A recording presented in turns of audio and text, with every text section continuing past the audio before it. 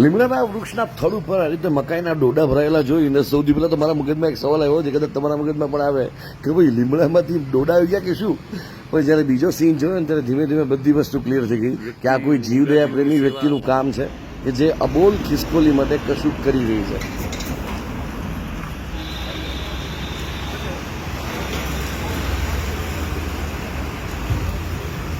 Actually મને આ નજારો દેખાયો નિર્મલા કોન્વેન્ટ સ્કૂલની બરોબર બાજુની ગલીમાં કે જે મહાવીર પાર્ક પાસે આવેલો છે લીમડો, અને અહીંયા પાનની દુકાન ચલાવતા જે પટેલ બંધુઓ છે એ ખિસકોલીની એક અનોખી સેવા કરે છે. આવો મળીએ એમને અને જાણીએ કે એમને આ વિચાર ક્યાંથી આવ્યો અને આ વિચાર બીજે ક્યાં ક્યાં ફેલાયો છે.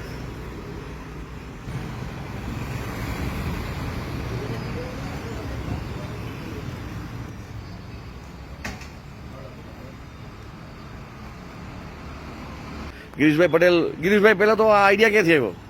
આ એમ થયું કે ખિસકોલા ને બધા આ ડોડાની રાખે, અમે બીજેથી જોયું હતું બરાબર, બીજી જગ્યાએથી જોયું હતું કીધું આ વસ્તુ આપણે કરાય, એટલે અમે બે કિલો લગાડવાનું ચાલુ કર્યું. અચ્છા. તો 3 4 5 ખિસકોલા આવવા માંડ્યા અને અમારું આ જોઈને અમને લોકો ડોડા આપી જાય છે, એટલે મહિને સમજો કે લગભગ 15-20-25 કિલો જેવા ડોડા દર મહિને અમે લગાડીએ, એમાંથી 4-5-6 કિલો લોકો આપી જતા હોય. તમારું જોઈને પાછા બીજાએ ચાલુ કર્યું છે? બીજાએ તો ઘણા બધાએ ચાલુ કર્યું આ જોઈને.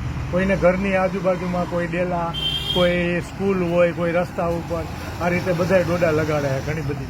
આ સેવાના કામનું ઇન્ફેક્શન સારું કહેવાય, એકબીજાને લાગે એ સારું કહેવાય. હા, બહુ સરસ. અને ખિસકોલા જ આવે છે આજે ભાગે તો વધારે ખિસકોલી.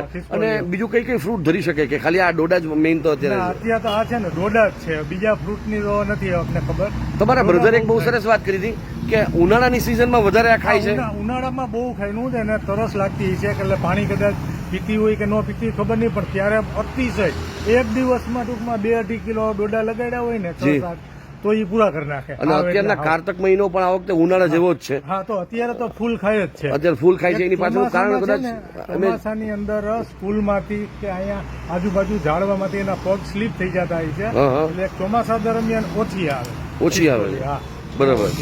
બીજું એક વસ્તુ મેં જોયું કે અહીંયા એ મકાઈના જે ફોતરા જે છે, એકચ્યુઅલી જે મકાઈનો દાણો હોય એનું ફોતરું કાઢીને અંદરથી જે એકદમ સોફ્ટ વસ્તુ છે એ ખાય એટલે કદાચ એની તરસ પણ છીપાઈ જતી હશે.